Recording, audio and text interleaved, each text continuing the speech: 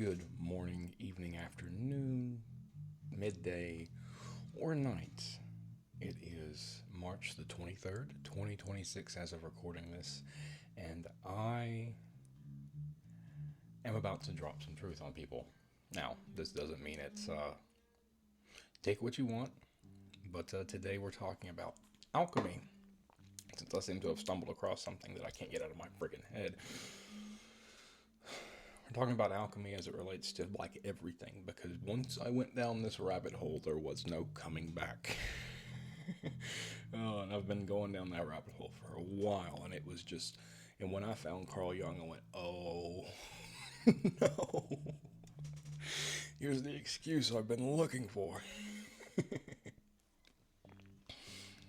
But, yeah, because I think the thing about alchemy is it gets a really weird rap.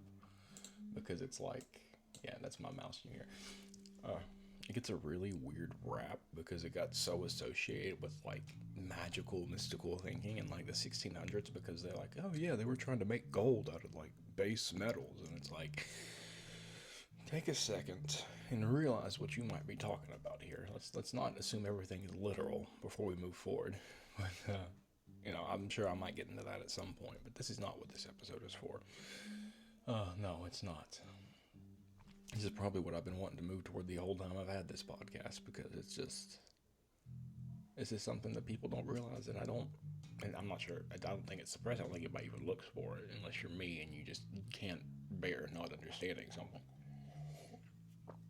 But where we're going to start is by talking about the four stages of alchemical transformation, or what I call the four stages. It's albedo, negredo, rubedo, and I don't even know how to send Trinitas. I think that's how you say it. I don't know. It's yellow. You easily remember albedo is white, negredo is black, rubedo is red, and Cintrinitas is yellow. And I actually got red and yellow. It's actually yellow then red, not red then yellow. But anyway, I digress from that, because you don't even know what these mean. I give you words and they don't understand their meaning. Words without meaning mean nothing. But no, albedo, you can think of like the breaking down of something. Negredo, you can think of like the purification. Cintrinitas, I think that's how you say it, is about the transformation of what was broken down to be pure. And the rubedo is the recombination and the new thing which emerges from the process. Now, what I love about this is it mirrors very closely. This title of this podcast is going to be Alchemy of the Soul, but first we're going to talk about Alchemy of the Mind, because I think that's the first place. This is the bridge point. Because that process, the alchemical process, almost exactly mirrors how we create understanding. And let me explain that. So what happens when we encounter some idea, some amount of knowledge, right? How do we absorb that? Well, the first thing we have to do is break it down. As in, we absorb it, and then we sit with it, and we kind of distill it down, right? We break it down into where something we can recognize, and then we distill what we break down into the basic parts, what we need to understand. This is the building blocks of understanding. This is the building blocks of knowledge. And once we have that basis, once we have that firm grip on the base of what it is when it's broken down, then you can start taking that information in the transformation process, the yellow, the Cintrinitas process. That's when the knowledge is starting to integrate and come together. This is when everything's starting to come together, and the end result at the end of all that is rubedo. It's the understanding, right? It's when everything comes together and you've got this understanding for what's going on. But that's just mentally, right? There's also a whole soul transformation, right? Where that breakdown is like a mental breakdown. This is what people call mental breakdowns, I do believe. Where you encounter something and it's so jarring, so it proves to yourself how poorly you're doing, right? That's what a breakdown is. It's your mind saying, hey, some shit ain't working right here. We gotta do something. Sorry, I'm hiccuping, I think. Something's gotta change. And the way that your mind gets your body's attention is by saying, you're just gonna have a fucking bad time right now. You gotta get over this shit, see? So then you enter, once you break down, you're broken down, then you're left with what's called the dark night of the soul. That's essentially, in soul terms for Negredo, that's essentially the same thing. But it's weird like that. Because the Dark Night is a journey to see what exactly it is that makes you who you are, right? Not what society has told you makes you who you are. Not what your mother has told you what makes you who you are. Not what your father has told you makes you who you are. Not what your brother or your sister or your grandma or your boyfriend or your girlfriend or your dog or your cat or your teacher or your boss. Because none of those people make you who you are. You make you who you are. And you have to understand who you are, or at least have some grasp of it, because I do think it's impossible to ever truly understand who you are. I mean that quite literally, because I don't think the depths of our entire I think there's a reason we have a subconscious, right? Our subconscious plus our conscious minds together create this totality of who we are. That is who we are. We are only our conscious mind, though, and that sounds a bit odd to think of. We have our unconscious mind, but we're just not aware of it, right? It's not in conscious awareness. That's what bringing things to awareness. It's bringing things which are hidden back there and then bringing them into the light. That's the whole dragging things into the light. Bring the dark into the light. Bring the shadow into your light, because this whole process also goes with Jungian like shadow integration, because what you're doing is you're facing your shadow, because your shadow is who you are. These dark parts that you want to hide, that you want to act like aren't there, they are who you are on some level, in the most basic sense. And too many of us spend the time trying to act like they're not there, like we don't have any shadow, like we don't have any dark parts, like we don't have any dark urges, like we don't have any sinful nature within us, to use a religious term. Because we're pure, because we are purified, because maybe we found Christ, and maybe we got saved. And because we're pure, we cannot have this darkness within us. And that's just a load of shit. Because the whole point is that every single human being has darkness within them. Maybe as much darkness as there is light. And that goes back to the old, I'm not sure where it came from, but it's old like adage. I think I used that word right. See, I'm obsessed with the with the precision of language. But there are two wolves inside you, a light one and a dark one, and the one that wins is the one you feed, right? Because they're both there. They're both ever present. And no person does a good deed without having done a bad deed first. In fact, what is the point in being good if there is no bad, right? Can you ever truly be good if you weren't bad first? Like, perfectly behave. Isn't there something within human nature about being bad on some level? Because if you suppress it, here's the thing, what happens whenever something like this happens and you're told overtly that you cannot be a certain mode of who you are, it doesn't go away, it doesn't just disappear. What happens is it gets shoved down so deep that you don't even think about it, that it's back in the back of your mind, and the only time it comes out is when you're let your guard down so far that you forget you're even in the fucking world hardly. And yes, I'm talking about the thing you think I'm talking about. I mean, I don't know what it's like, but I imagine that's what it's like. I mean, you probably just lose it all for a second. And in that moment come out the deepest parts of who you are, the parts you want to hide. It's why sexual exploration is supposed to be a whole learning process, because you're learning about yourself at the time, too. And that's also why, and I'm going to stand on this ledge until I die, it's almost why it's such a fucking shame when people don't get to have their sexual exploration. I mean, some people don't. And I know we're all on our fucking, let's all have sex and figure out what we like era, but like, that's not equitably distributed. I'm sorry. You can have that, that's fine, but don't pretend that it's a universal experience to get to sexually explore through your young adulthood, because it's not. And if you disagree, then I've got a whole bunch of fucking things to argue with you about. But anyway. Now, that doesn't mean it's right or wrong or says anything about whether or not it should happen or not. I'm simply saying that it just doesn't happen for a lot of people, even though it's claimed that it's a part of learning who you are. So either people don't learn who they are because either you make the argument people can't learn who they are until they have sex, which is fucking ridiculous, because that means there are tons of people in this world who will walk around not even knowing themselves, which I find ridiculous. Like, not at all, It's like there's a monopoly on knowing yourself, and to do so you gotta get in the fucking bedroom. And I'm like, I just don't think that's true. I don't think that could be necessarily true, but not that there isn't anything to gain from it. And I'm just rambling, but it's what I do on this podcast, isn't it? Just ramble. But, so let me just keep it moving a little bit, because this soul transformation, right? The alchemy of the soul, the breakdown, the grotto, the transformation, and then the new the new thing which is created, isn't just a one-time thing. I think people want to get hung up on, like, especially people on like spiritual journeys or whatever, they want to get hung up on the like soul part. Like, oh, if I go through this whole transformation once, then it's over. Like, I'm done. No, no, no, no, no, no, no. This process happens over and over and over and over and over again. It's basic. If you can understand how it's basic to understanding something, I know I use that word twice, then you would realize that this whole process isn't just something which happens once. It happens every time you encounter something which your soul needs to deal with, something which your soul cannot reconcile, something which your soul just cannot live with anymore, because it forces you to break down and analyze what it is which is causing you so much pain, because your soul does have something which it cares about.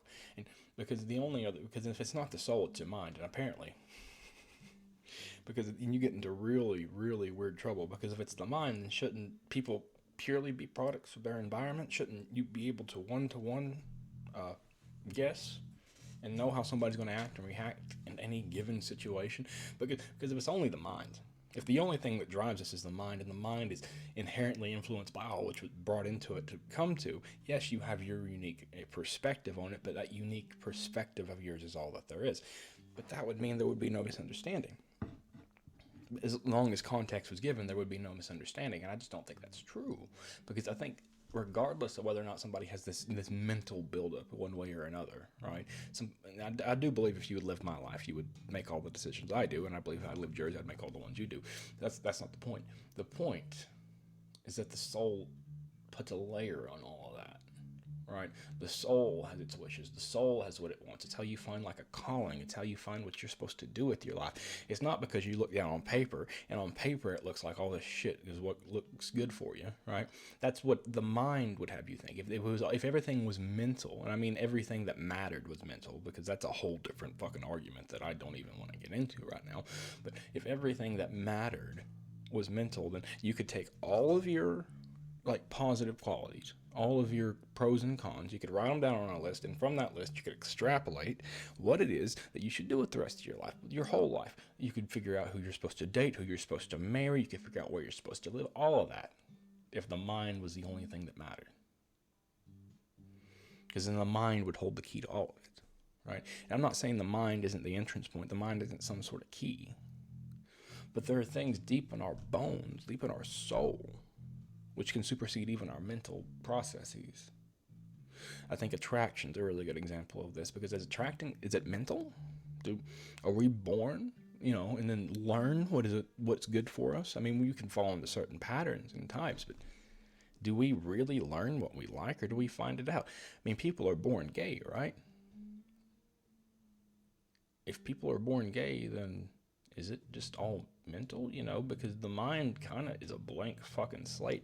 Not 100%. Well, this is where it comes back to, is are people completely blank slates, or are they born with some level of innate knowledge? And I lean toward the second camp. People are born with some level of innate knowledge, and I need to point to nothing other than baby reflexes to show you that you don't have to teach a baby. There are some things that are naturally like programmed into who they are, right? If the mind was completely a blank slate, they wouldn't even have that, right? So there's something underneath, whether you call it DNA or like genetic whatever, but it's this DNA or this genetic makeup, which is what makes up our soul, because it's our connection to humanity. Our DNA is our connection to life. It's DNA itself, as far as we understand it, is the building block to life, and there's some amount of DNA we share with every other living organism on the planet. That's where we need to look at for soul. Not because it's easy to understand, but because it's incredibly complex. And yes, we've tried to distill that down into a science, but sometimes you just can't measure everything which needs to be measured.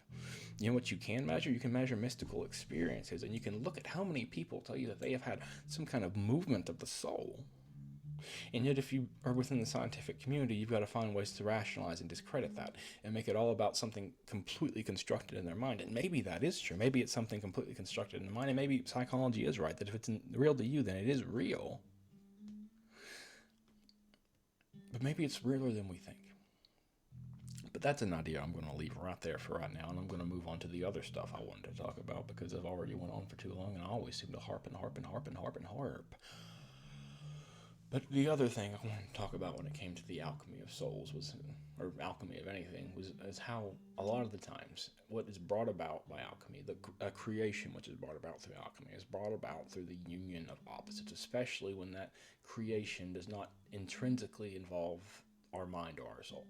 Right? And it does, it's involved in the process, but it's not necessarily super involved. And I think the best example of this would be in when new life is formed. So, because barring asexual reproduction, which is something I don't even want to touch right now, yes, and I am a fan of saying that exceptions disprove rules, but anyway, a masculine and a feminine energy come together to create new life. That's what reproduction is. That's what sexual reproduction is. Any way you want to put it. Yeah, I get we were in a situation where it's like, well, you can actually have, like, if somebody's trans, then yeah, they've chosen a different gender expression, right? But the energy which hidden underneath, actually, I don't know if that's true either, because I have met trans people who have definitely had the energy of the opposite sex. But that's not my point here. My point is being that for actual life to be created, you do need the union of these opposites in some way, shape, form, or fashion. You need masculine and feminine to come together.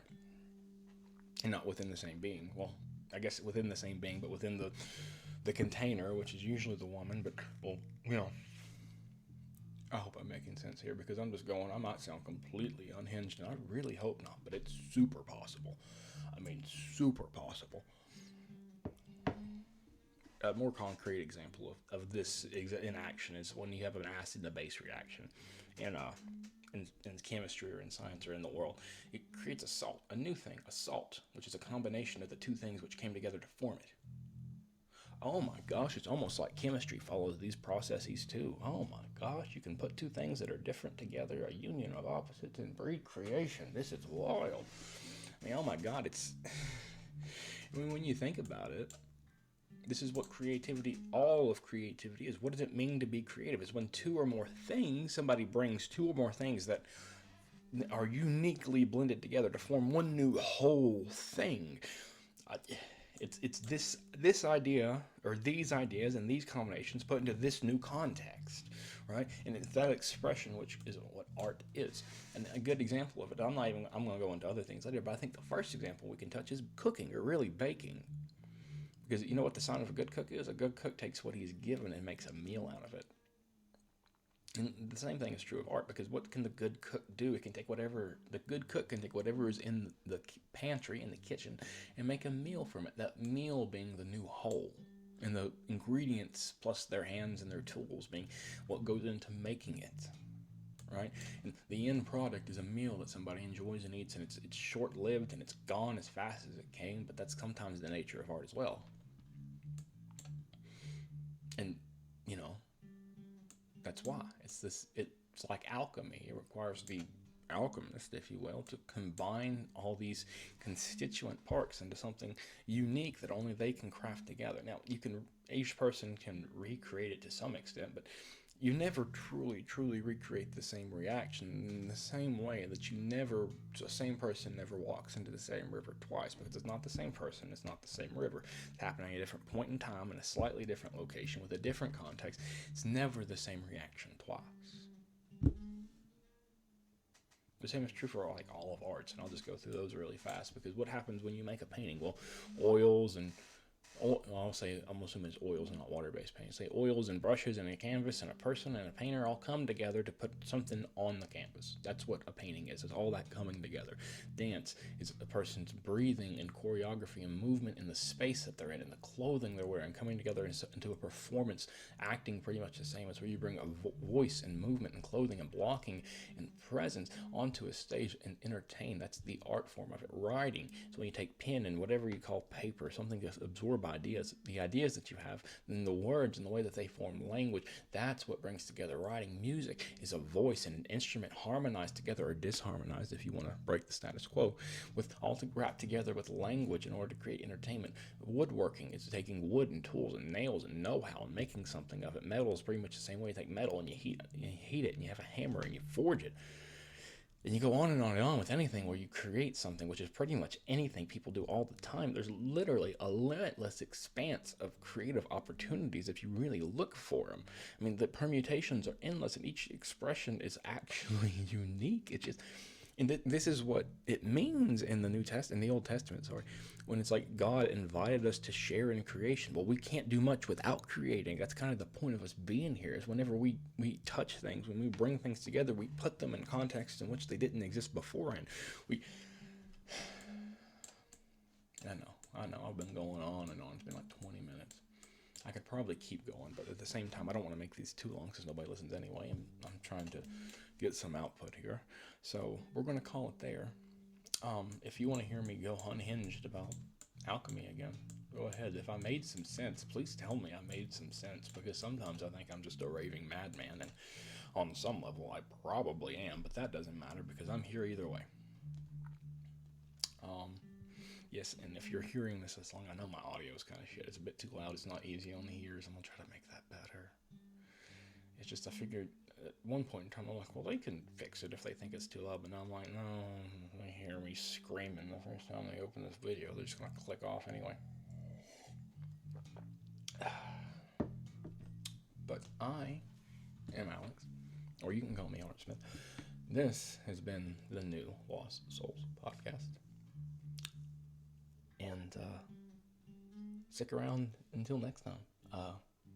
There will be a next time. You might not be here for next time. I don't know. Anyway, peace.